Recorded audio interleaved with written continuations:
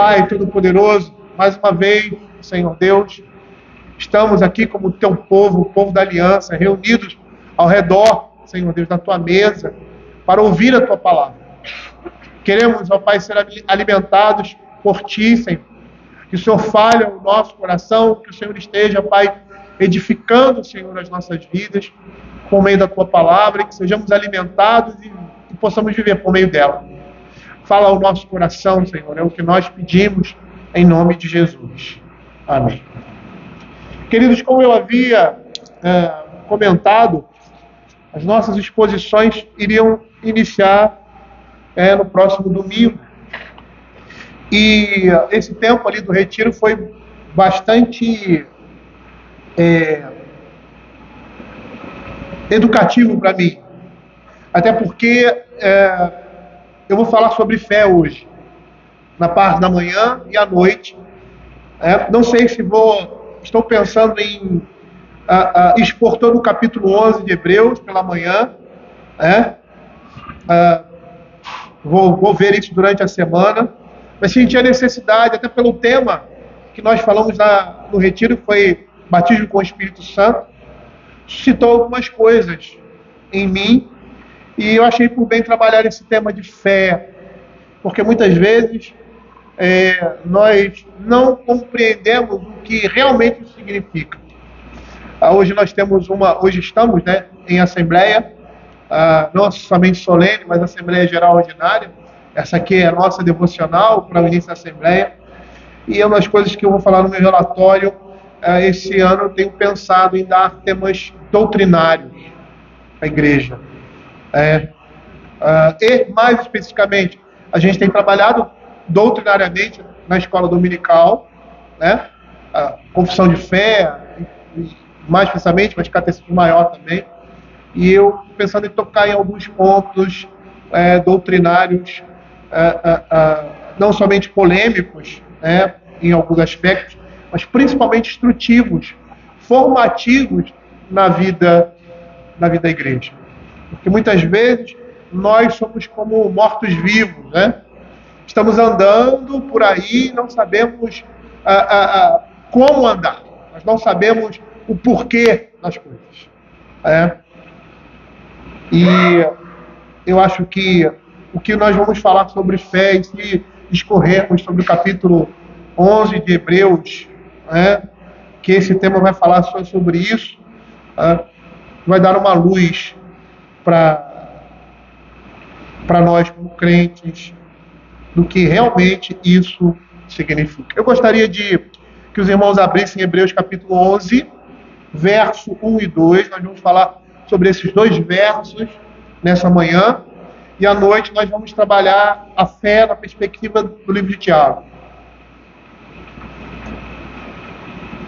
Diz assim a palavra do Senhor: ora, a fé é a certeza das coisas que se esperam, a convicção dos fatos que não se veem, pois pela fé os antigos obtiveram bom testemunho.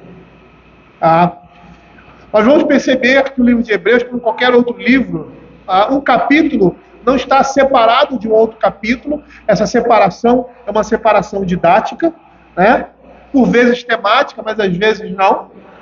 E o que nós vamos perceber aqui é que há uma ligação entre o capítulo 10, especificamente o que o escritor de Hebreus vem falando anteriormente, com o que nós vamos ver mais adiante, ou o que é visto mais adiante, que se inicia nesses dois versos, a fé manifestada na vida desses homens, naquilo que nós chamamos galeria da fé.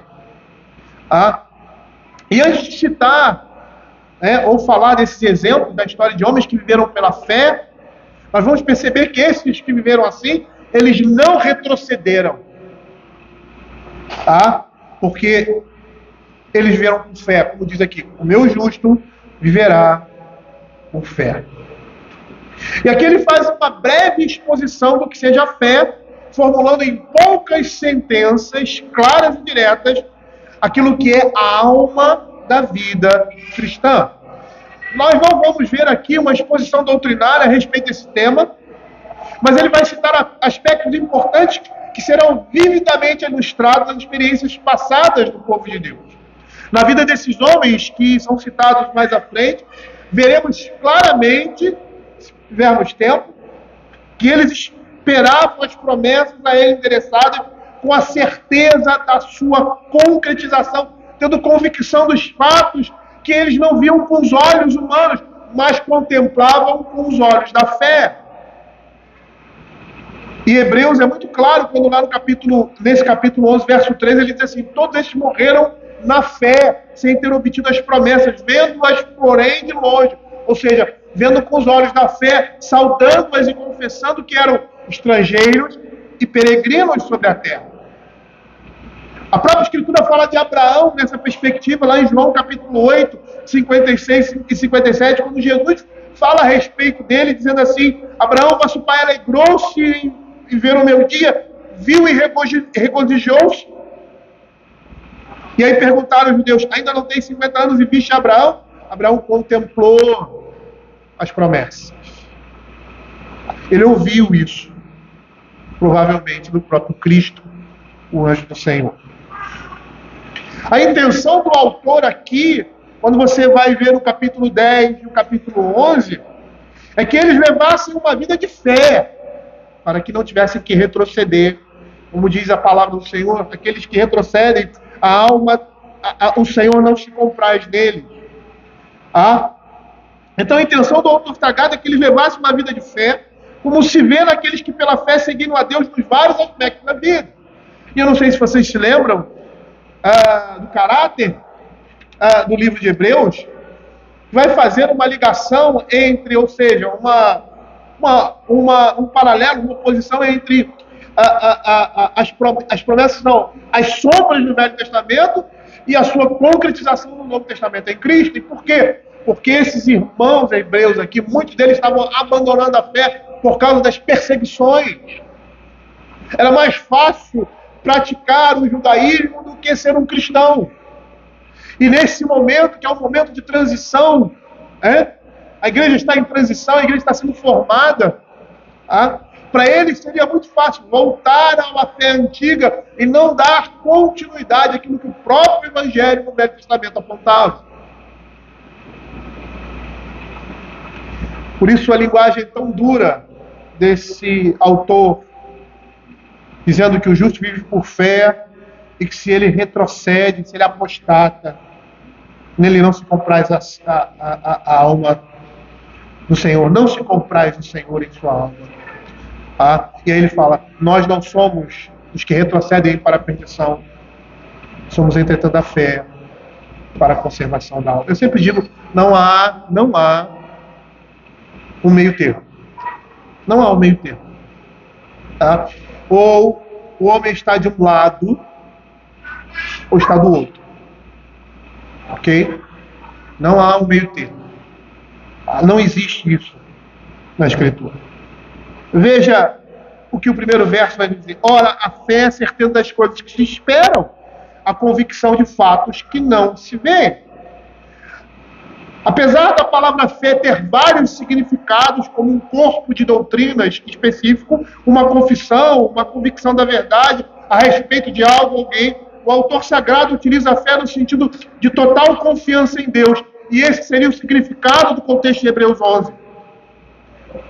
Na galeria da fé, esses homens têm alguma coisa em comum, ou seja, eles puseram sua total confiança no Senhor. E apesar de todas as provações e circunstâncias difíceis que viveram, eles triunfaram na fé, porque puseram sua confiança em Deus, naquele que não pode mentir. E é interessante porque Paulo, quando escreve a Tito, no capítulo 1, verso 1 e 2, vai ligar essas duas coisas. Ele vai dizer assim: Paulo, servo de Deus e apóstolo de Cristo, para promover a fé que é dos eleitos de Deus e o pleno conhecimento da verdade, segundo a piedade, na esperança da vida eterna que o Deus, que não pode mentir, prometeu antes nos tempos eternos. A fé está ligada à verdade de Deus. A confiança, a certeza nessa verdade. Aqueles crentes do passado aqui, nós chamamos da galeria da fé, que vai do verso 4 até o final, praticamente, do capítulo 11 de Hebreus, viveram na esfera dessa fé, naquilo que Deus havia prometido a eles como igreja de Cristo. E é interessante observarmos que todas as promessas de Deus estão relacionadas a um único indivíduo que é Cristo e a sua igreja como corpo, como comunidade. Por que eu digo isso? Porque nenhuma dessas promessas era de cunho pessoal ou particular, mas visavam a igreja como um todo, a salvação do povo de Deus e a glória de Deus na pessoa e obra de Cristo. O falso evangelho foca na pessoa. Então você está preocupado em saber o que vai acontecer consigo mesmo, o que Deus vai fazer na sua vida, a profecia ou a palavra que vem para você. Mas a Escritura, a visão de Deus é como de corpo. Você está sendo edificado, você está sendo alcançado com o propósito corpo de Cristo. Para o autor sagrado aqui, fé é aderir às promessas de Deus, depender da sua palavra e permanecer fiel a Cristo. O propósito dele é bem claro no contexto do capítulo 11, que quer contrastar fé com o pecado da incredulidade que leva à apostasia, que leva o povo a retroceder. E contra esse pecado, o autor sagrado coloca com clareza a virtude da fé, pois as pessoas que recuam e não colocam sua confiança em Deus são destruídas, mas as que creem são salvas. Como ele diz aqui no verso 39 do capítulo 10, nós, porém, não somos dos que retrocedem para a perdição, somos, entretanto, da fé para a conservação da alma. Muitas pessoas estão buscando um conforto ilusório,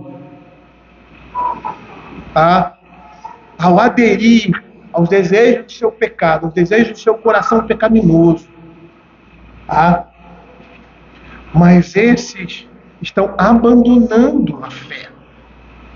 Eles estão apostatando da palavra de Deus. E nesses, a alma do Senhor, o Senhor não se alegra nele. Zacarias Ursino formulou a sua fé pessoal. Ele era um professor de teologia alemão, envolvido na formulação do Catecismo de Heidelberg. Ele diz assim: fé verdadeira, criada em mim pelo Espírito Santo por meio do Evangelho, não é somente o conhecimento e convicção de tudo que Deus revela em sua palavra, é verdade, mas também uma certeza arraigada de que não somente outros, mas eu também tive meus pecados perdoados, fui feito justo para sempre com Deus e recebi a salvação concedida. Estes são dons da pura graça, ganhos para nós por Cristo. Veja aqui o que o escritor sagrado diz: a fé é a certeza das coisas que se esperam. O que esses homens esperavam, na verdade? O que esses crentes do Velho Testamento realmente almejavam? E a resposta está ali no capítulo 11, no verso 39, na sua primeira parte, quando diz assim: ora, todos estes que obtiveram um bom testemunho por sua fé, não obtiveram, contudo, a concretização da promessa. O que eles esperavam? A promessa de Deus. Aqueles que entenderam o seu chamado estavam na expectativa daquele que viria, o Cristo, e de tudo que ele representava para nós como povo de Deus. Veja o que Hebreus capítulo 11, verso 16, 19 e 26 vai dizer: mas agora aspiram a uma pátria superior, isto é, celestial. É nisso que eles visavam. Por isso Deus não se envergonha deles, ter chamado seu Deus, porquanto lhes preparou uma cidade. Verso 19, porque considerou que Deus era poderoso até para ressuscitá-lo dentre os mortos, de onde também figuradamente o recobrou, a ressurreição dos mortos. Verso 26, porquanto considerou o opróbrio de Cristo por maiores riquezas que os tesouros, porque contemplava o galardão. Percebam aqui que o que eles esperam não está nesse mundo. O que eles esperam está na glória, está na concretização das promessas de Deus, num futuro mais próximo para nós do que para eles. Matthew Henry vai dizer que a fé e a esperança andam juntas, e as mesmas coisas que são objeto da nossa esperança são objeto da nossa fé, ou seja, é uma firme convicção e expectativa de que Deus vai realizar tudo o que Ele nos prometeu em Cristo Jesus. E era isso que eles ansiavam, era isso que eles esperavam. Por isso eles buscavam uma vida de santidade. Porque esse é o maior propósito na vida de um homem. Não é a sua salvação.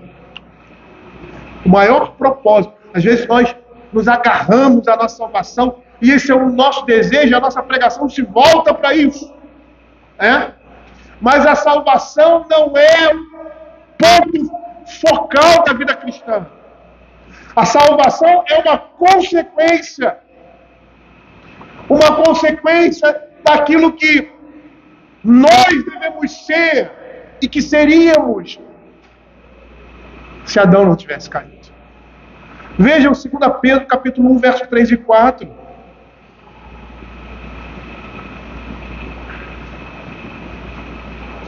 Veja o que ele diz: visto como pelo seu divino poder nos têm sido doadas todas as coisas que conduzem à vida e à piedade, pelo conhecimento completo daquele que nos chamou para a sua glória e virtude, pelos quais nos têm sido doadas suas preciosas e muito grandes promessas, para que por elas nos tornemos co-participantes da natureza divina, livrando-nos das paixões que há no mundo.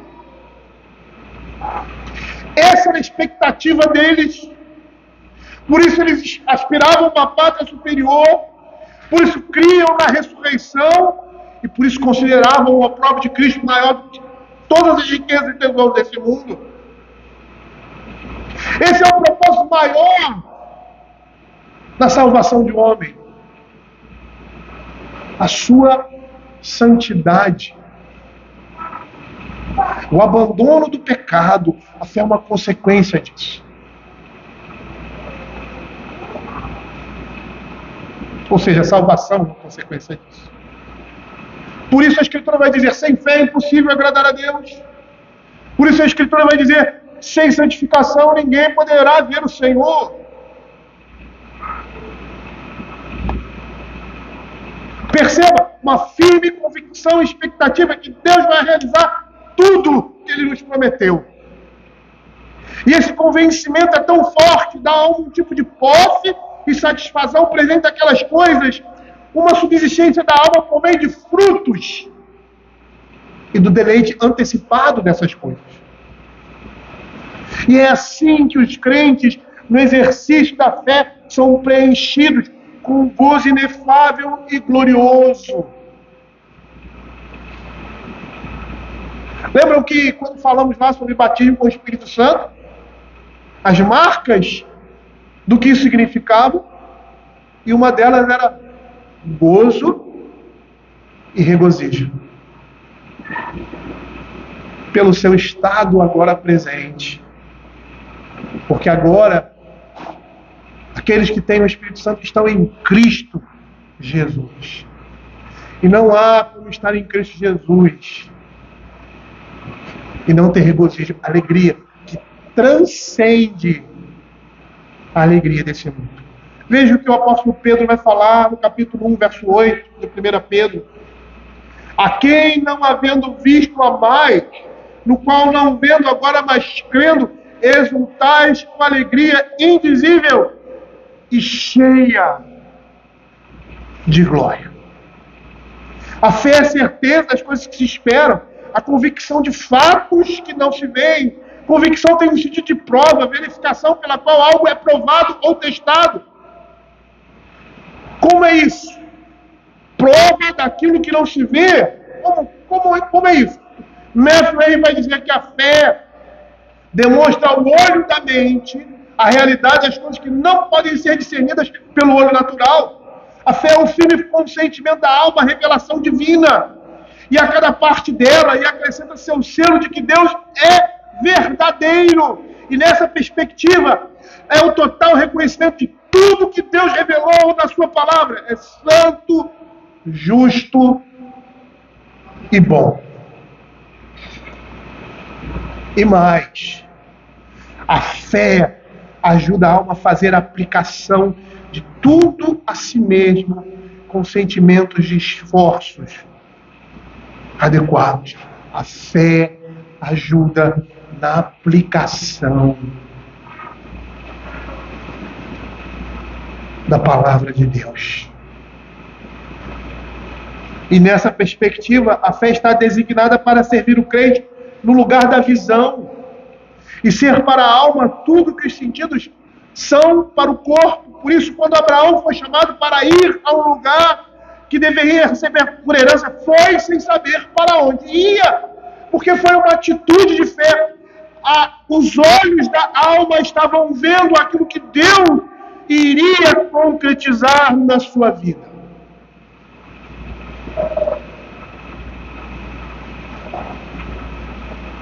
Veja o que Hebreus capítulo 11, verso 8 a 10 vai dizer. Pela fé, Abraão, quando chamado, obedeceu a fim de ir para um lugar que devia receber por herança. A fé aponta para a obediência.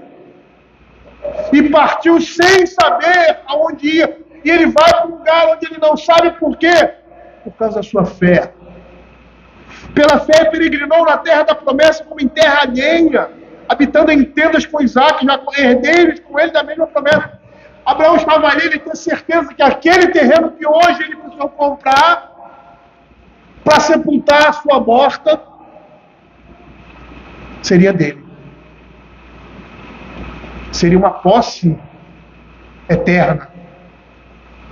E quando Abraão morre sem concretizar as promessas, ele não está olhando para aquilo como se, Senhor, não recebi no meu tempo aquilo que o Senhor prometeu, mas ele entende que aquilo era uma figura de uma pátria superior, que ele almejava e tinha certeza pela posse da terra que o Senhor ia dar. Veja, pela fé peregrinou na terra da promessa como em terra alheia, habitando em tendas, com Isaac e Jacó, herdeiros com ele da mesma promessa, porque aguardava a cidade que tem fundamentos, da qual Deus é arquiteto e edificador. Percebam que a fé faz com que o homem haja diante de coisas que não se manifestam aos nossos olhos. Ele não duvida, ele não teme. A fé faz o homem agir. Matthew Henry diz que é apenas opinião ou fantasia, a fé que não concretiza coisas visíveis para a alma, que não estimula a alma a agir de acordo com a natureza e importância dela. Fé no crente gera procedimento.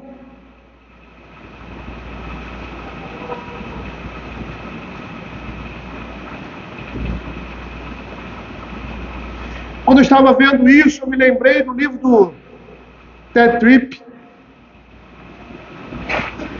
que ele diz no seu livro, quando fala sobre disciplina de filhos, que o pai disciplina o seu filho pela fé.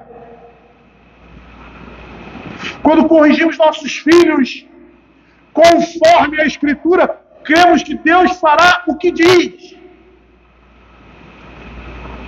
Quando estamos lutando contra desejos pecaminosos, cremos que Deus fará o que Ele diz. E quando nós não fazemos isso, o que nós estamos demonstrando? Quando você hesita, pai, em corrigir o seu filho, em amor, quando vê ele tendo uma atitude pecaminosa. Às vezes você se furta de fazer isso, por causa do constrangimento, do aborrecimento. Mas olha esses homens aqui. Olha o exemplo deles. O exemplo de Moisés, que trocou uma vida de luxo por uma vida nômade. Que trocou as roupas lindas dos palácios reais egípcios por um pano de saco.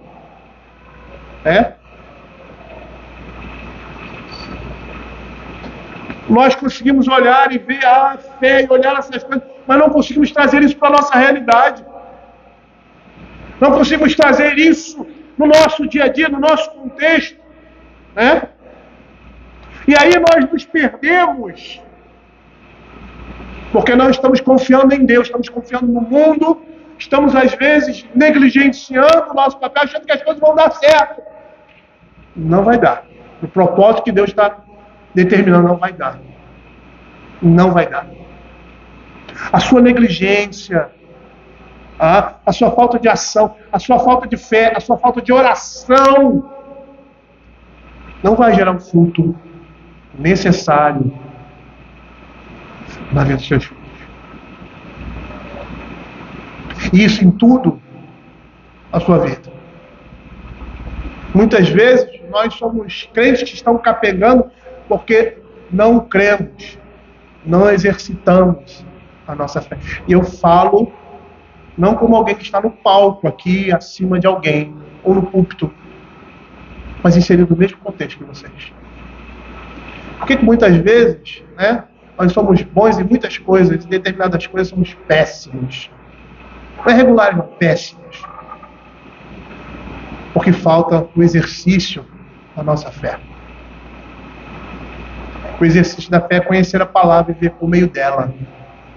A fé gera procedimento.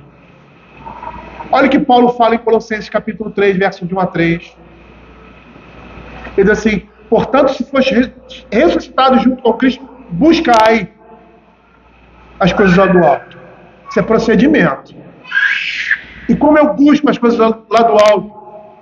Por meio da leitura, por meio da devoção, por meio da pregação, onde Cristo vive assentado à direita de Deus. Pensai nas coisas lá do alto. A palavra do Senhor vai dizer que onde está o seu coração, estará o seu tesouro. Onde estão vagando os nossos pensamentos? O que é mais importante que ocupa a nossa mente na nossa vida? O que é o nosso maior alvo? Não nos que são daqui da terra, porque morrestes e a vossa vida está oculta juntamente com Cristo. E aí nós lembramos de Mateus capítulo 6, pessoas que andam preocupadas com o que vai de comer, porque o seu pensamento está aqui na terra. E não que você não tenha preocupação do sustento e do cuidado, mas a ideia aqui é de que a mente dessa pessoa está encharcada com essas coisas, ela pensa nisso, ela vive para isso e esquece do que é mais principal. Por isso ele diz: buscar em primeiro lugar o reino de Deus. Por isso lá em Lucas ele vai dizer: louco, essa noite pedirão a tua alma. O que você tem ajuntado? Você tem vivido para si mesmo, para esse mundo? O que você tem feito para a sua, em prol da sua alma para a eternidade? E isso demonstra fé. Aqueles homens e mulheres da galeria da fé morreram para esse mundo, por isso tomavam atitudes como a de Moisés, que iam na contramão daquela realidade. Veja Hebreus capítulo 11, 24 a 26. Pela fé, Moisés, como já homem feito, recusou ser chamado filho da filha de Faraó, preferiu ser maltratado junto com o povo de Deus a usufruir prazeres transitórios do pecado, porquanto considerou o opróbrio de Cristo por maior riqueza que os tesouros do Egito, porque contemplava o galardão. Isso era um tapa na cara para aqueles membros daquela igreja ali que estavam retrocedendo, que estavam sendo perseguidos. Como ele diz ali, eram esforços como espetáculo. Moisés foi nessa direção. Esses homens estavam fugindo disso. E por que ele vai nessa direção? Por causa da sua fé. É engraçado, quero dar um exemplo da masculinidade do homem. Quando o perigo se avizinha, o que os homens fazem? Vão em direção a ele. Na antiguidade, quando o perigo vinha, os guerreiros eram os primeiros a dar o combate. Muitos sabiam que não iriam sair dali com vida, mas por que eles faziam isso? Porque eles encheu na sua alma, eles eram guerreiros, eram protetores. Entendiam que a sua função era dar a vida pelo seu povo, pela sua família. Os fracos, os covardes, os descrentes, eles fogem. Mas os varões vão em direção ao perigo. Foi isso que Moisés fez. Ele abandonou aquela situação de tranquilidade e prazer, porque considerou que a vergonha de Cristo é a maior riqueza do que qualquer tesouro desse mundo. Veja o que Colossenses capítulo 3, 4, 5 e 10 falam. Paulo diz assim: quando Cristo em a nossa vida se manifestar, então vós também sereis manifestados com Ele em glória. Fazei, pois, morrer a vossa natureza terrena, prostituição e impureza, paixão lasciva, desejo maligno e avareza, que é idolatria. Veja que o verso 10 vai dizer: vos revestiste a ação do novo homem, que se refaz para o pleno conhecimento, segundo a imagem daquele que criou. A fé exige de nós ação. E não é somente uma ação religiosa, uma oração, uma leitura. Não, é abandonar determinados, é escolher determinados caminhos. O que existe religioso aqui no comportamento de Moisés? Em abandonar a riqueza e ir atrás do povo de Deus, que iria passar vergonha, porque ele via que aquilo era uma situação melhor, por mais que esse mundo não fosse confortável, mas melhor do que a sua situação anterior.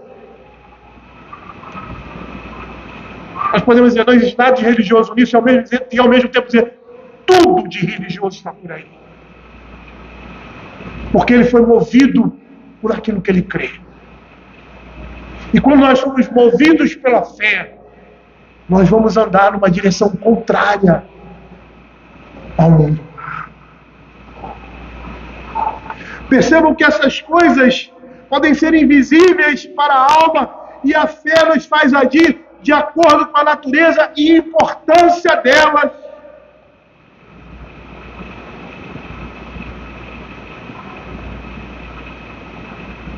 E aí ele vai dizer que os antigos obtiveram um bom testemunho por causa da sua fé, ou seja, a sua fé em ação. A construção verbal aqui que nós temos, no original, ela está na forma passiva, dando a ideia de que Deus quem dá o testemunho acerca dos antigos. A fé demonstrada pelos antigos, por meio de suas obras, obteve a aprovação de Deus para eles. É isso que isso quer dizer. A fé deles testemunhava a respeito deles, como no caso de Abel, pois o seu sacrifício demonstrava que ele era justo, porque a sua atitude em oferecer um sacrifício provinha da sua fé. Por isso, ele recebe a aprovação de Deus, uma fé que gerou uma atitude de Abel para com Deus, que testemunhava da sua justiça, uma justiça que provém da fé. A vida desses homens e o que eles faziam e como faziam, davam testemunho da sua fé em Deus. Romanos capítulo 4, versos 2 e 3 mostra isso. Diz assim: porque se Abraão foi justificado por obras, tem que se gloriar, porém não diante de Deus, pois que diz a Escritura, Abraão creu, em Deus. Isso foi imputado pela justiça. A fé dele foi recebida diante de Deus. Por isso, a vida dele era de conformidade com aquilo que ele cria. Demonstrou a sua fé. E foi por ela que ele foi justificado. Abraão e todos os crentes são justificados pela fé. E é essa fé que leva os homens à ação, mas que é dom de Deus. É isso que a Escritura diz. Porque pela graça sois salvos mediante a fé, isto vem de vós, é dom de Deus, não de obras, para que ninguém se glorie. É dom de Deus. Matthew Henry vai dizer que é uma fé antiga, ou seja, que a fé é uma antiga graça e tem o melhor argumento em favor da antiguidade. Não é uma invenção, nem uma fantasia moderna. É uma graça que foi implantada na alma do homem desde que o conceito da graça foi divulgado no mundo, sendo praticada desde o início da revelação. Os melhores e mais antigos homens que jamais viveram no mundo eram crentes como Abel e Enoque. A fé deles representava a sua honra. Eles eram uma honra para a sua fé e a sua fé era uma honra para eles. A fé desses homens antigos fez com que eles realizassem coisas que eram de boa fama. E Deus se empenhou para que essas coisas fossem registradas, coisas excelentes que eles fizeram no poder da graça exclusiva de Deus. E todos esses antigos, cujos nomes estão registrados na história sagrada, experimentaram o favor de Deus por causa da sua fé. Foram reconhecidos por Deus e por seu povo por causa da sua fé. Mas percebam aqui que essa fé não é uma fé somente professada, de boca para fora. Ela é demonstrada. Muitas pessoas têm uma concepção errada ali do que aconteceu ali na cruz do Calvário, com aqueles 2 ladrões. Aquele homem não teve tempo de demonstrar a sua fé. Muitos dizem isso. E se enganam completamente. Porque a declaração que ele faz demonstra o fruto da sua alma. O que ele diz e a maneira como ele age demonstra claramente a fé e a certeza das promessas de Deus. Ao criticar aquele homem, a sua ação de repreendê-lo e a confiança que ele tem naquele que estava sendo crucificado com ele ali, que muitos estavam dizendo: se tu és Deus, desce daí da cruz. E ele diz assim, ele ouviu isso no mesmo contexto: Senhor, quando entrares no teu reino, lembra-te de mim.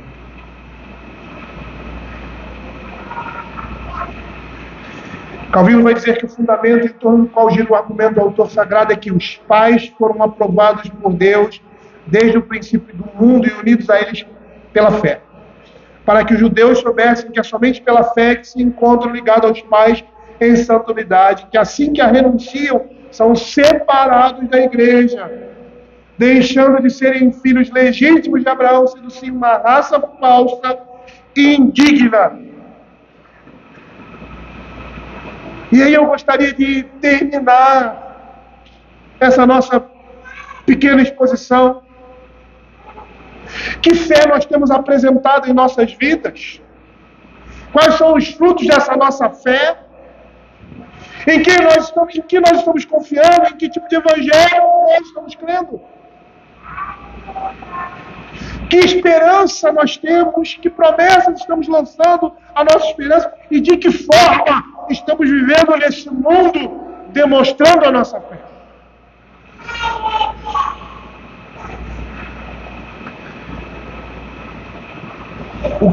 tem faltado a nós, a mim e a vocês, é comprovar no nosso dia a dia aquilo que nós cremos. Com ações da nossa parte. Com atitudes positivas, ou seja, com atitudes que demonstram virtudes, esperança e certeza de um reino futuro. É por isso que hoje nós temos um grande número de evangélicos, mas um país vendido a uma ideologia demoníaca. Igrejas que seguem essas mesmas ideologias ditas cristãs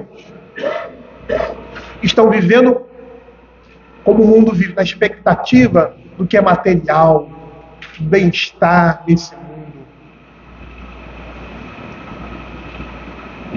E estão quebrando a cara, porque o nosso bem-estar não vem de um mau ou de um péssimo governo, mas nosso bem-estar vem dos frutos da palavra de Deus.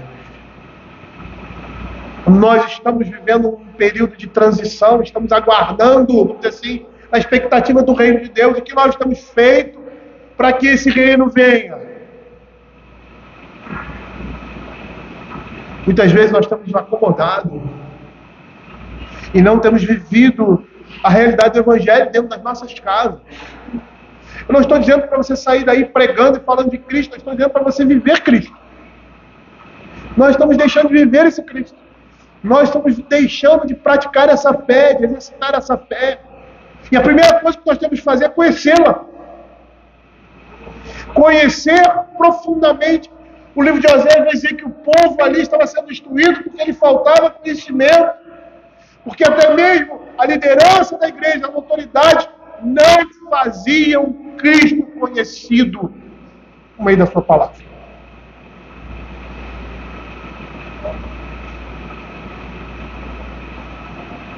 Muitas vezes nós olhamos o texto do Velho Testamento, a igreja do Velho Testamento, e é lógico que nós estamos numa situação melhor do que eles. Ou seja, nós estamos na plenitude dos tempos. Mas a nossa prática muitas vezes demonstra ser pior do que a deles. E eu não estou falando desses homens aqui não. Eu estou falando do povo como um todo. Da igreja como um todo. Que era uma igreja que reclamava. Que era uma igreja que depois que chegou numa situação abastada, se esqueceu do Senhor. Eles foram avisados disso. Na sua abundância, eles esqueceram de onde vinha, qual era a fonte de todas as coisas, não somente dos bens materiais. E esses bens materiais eram um reflexo da promessa de Deus, daquilo que Ele haveria de dar, apontando para a eternidade. Suprindo o corpo, Ele estava dizendo que supriria a alma.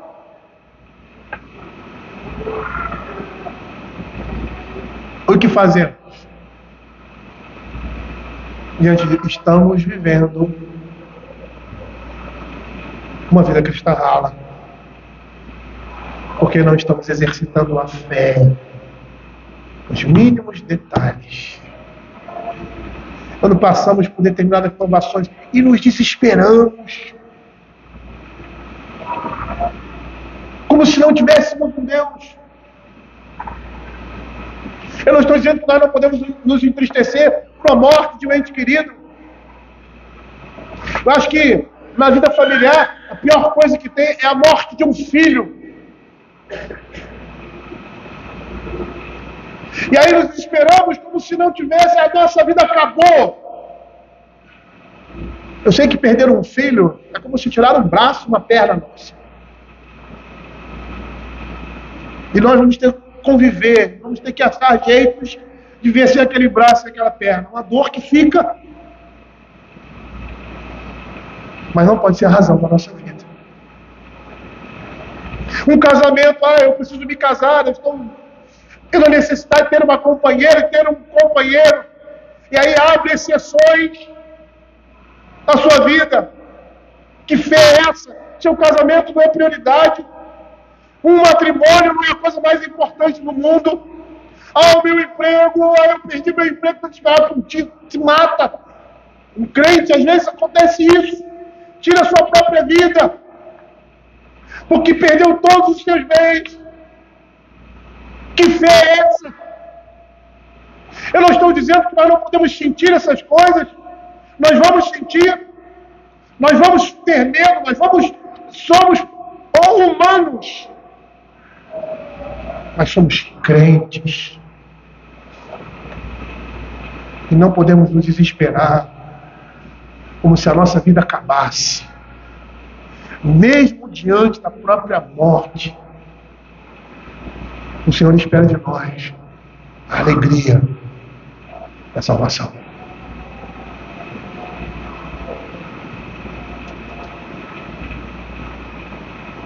A igreja hoje é uma igreja fraca. Nós somos fracos quando olhamos para esses homens do passado. E não precisa nem ser os da Bíblia, não. Tá? Não precisa ser esses homens.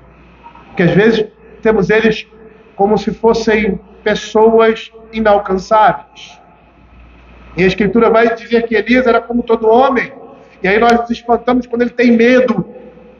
Essa fragilidade no coração. Eu estou falando dos homens da nossa era. Do século XVI, XVII, que nós conhecemos, e aqueles que nós não conhecemos. Que bravamente lutaram e morreram pela sua fé. E não retrocederam. E demonstravam isso com a sua vida. Sabe o que está faltando para nós? Aquilo que os discípulos, Senhor, aumenta-nos a nossa fé. Sabe o que o Senhor Jesus disse para eles? Se vocês tiverem fé, vocês vão dizer para esse monte, sai daqui, vai para lá. Sabe o que isso significa? Significa que não existem barreiras. Não existem limites. Não existe nada que possa segurar um homem que está firme, fundamentado na rocha que é Cristo. Vamos orar.